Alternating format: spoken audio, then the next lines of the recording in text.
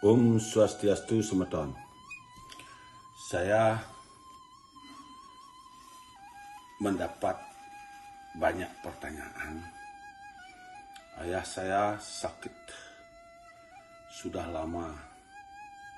Kesana sini saya berobat tidak sembuh-sembuh. Karena disakiti sama orang lain. Karena diserang sama orang ini, kata spiritualnya. Nah, disinilah kita sebagai umat manusia harus cerdas. Memahami setiap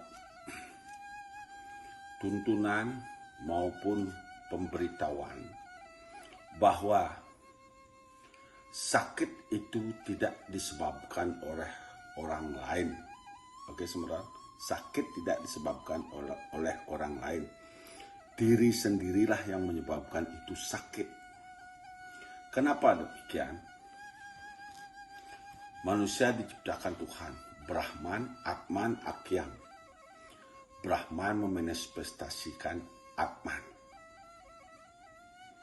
Atman memerciki setiap kehidupan di alam semesta ini.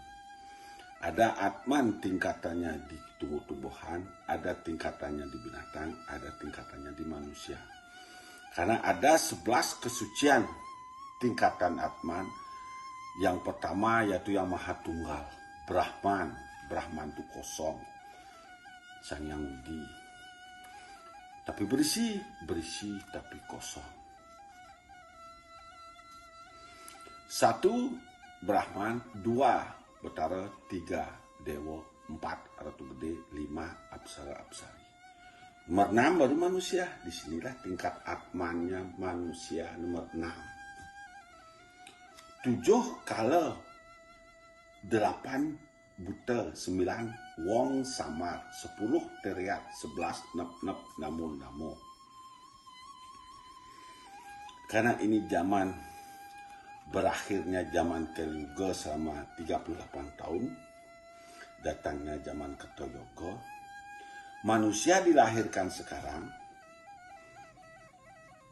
tidak semua kelahirannya dari swarga cipta. Ada juga kelahirannya dari neraka cipta. Ribuan tahun di alam niskala, yang mantuk mempoyangan dirinya, yaitu Atman, berada di tingkatan di bawah manusia. Nah, disinilah mereka lahir jadi manusia agar mau penebus, mau penyupat yang mantuk mempoyangannya agar bisa naik tingkatannya di tingkatan lebih tinggi lagi. Minimum seimbang antara jiwatman dan yang mantuk mempoyangan. Karena di dalam tubuh manusia ada Atman yang disebut jiwatman.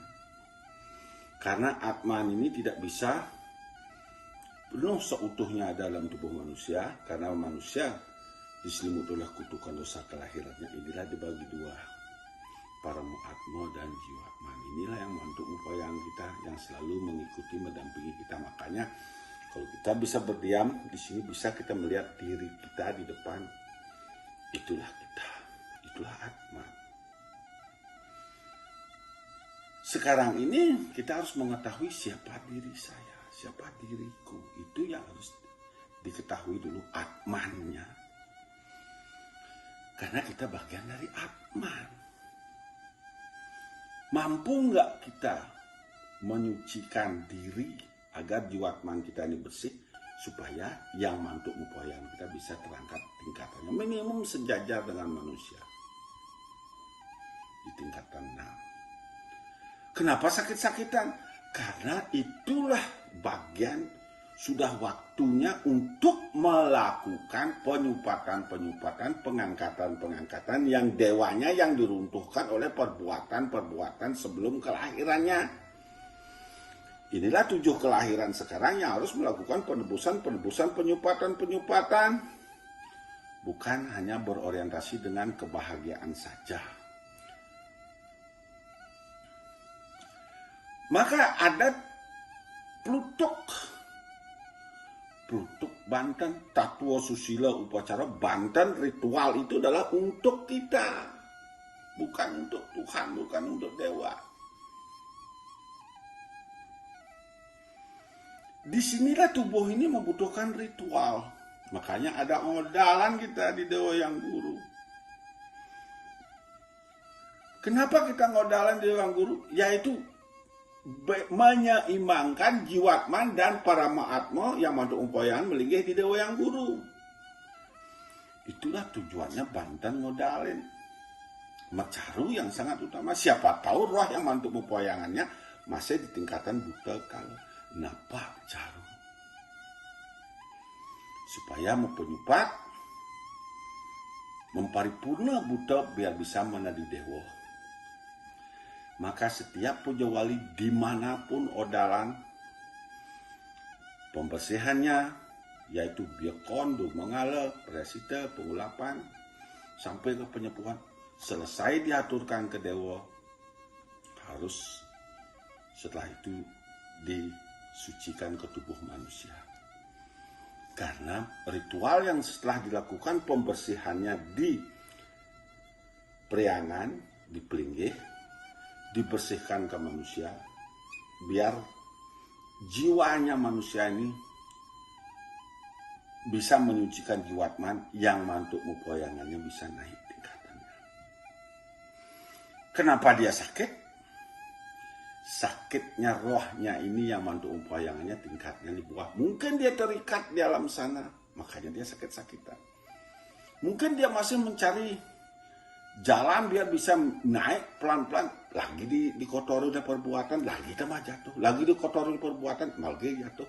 Sakitnya manusia inilah mengundang bencana, sakitnya manusia inilah mengundang malapetaka. Perbuatan buruk manusialah mengundang penyakit. Itulah hukum sebab akibat. Jangan menuduh ini itu dibilang bisa ngeliakin. Kalau sudah sakit, jangankan orang bisa ngeliat lewat. Orang sakit kena bebai, datang ke rumah itu juga menularkan bagian ke diri manusia yang sedang sakit, ke keluarganya. Makanya kalau ada yang kena sakit bebai dalam satu rumah tangga itu akan menularkan semua yang ada di sana. Perlu melakukan penyupatin berajaan, itu adalah kutukan kelahirannya. Itu saya sampaikan semua. Jangan dikit-dikit sakit orang dia bisa melihat terus enggak. Jangan ada sesari udah nuduh timpal. Enggaklah, artinya kita harus cerdas dulu sebagai penuntun umat. Dasarin diri dengan sastra.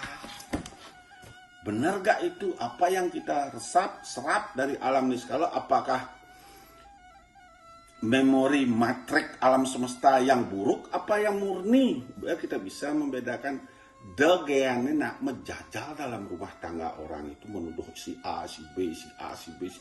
Kalau orang kena bebai disaden satuannya, siapa yang digedagin itu yang dibicarakan. Siapa yang dia benci itu yang akan dibilang gini, bilang itu. Saling perang menyamana gimana? Kita harus cerdas. Itu saya sampaikan. Kalau sakitnya diri sendiri aja, diri disupat. Naik sang para maatma kita. Sehat dah kita. Biar orang sakti mikir kita orang kakak, orang kalung celak barak, ceplok bangkong, pus, tidak akan bisa. Karena yang mantuk pepuayangan kita sudah bisa munggah menjadi dewa. Kalau yang mantuk pepuayangan tingkatannya di Buddha, kalau sama dengan begitu mati persatuan jiwatman dan para maatma menjadi atman ya di bawah. Kalau dia tingkatan dari binatang nanti besok mati bersatunya atman ya di bawah, bisa mikirnya besok dan bisa dicicing, bisa di pohon kayu. Kalau terlalu buruk solahnya sekarang. Hidup inilah kita melakukan pembersihan, penyupatan. Begitu saya sampaikan, amat gedangnya ningah lagi. Sina bantu promo Santi. Om Santi Om.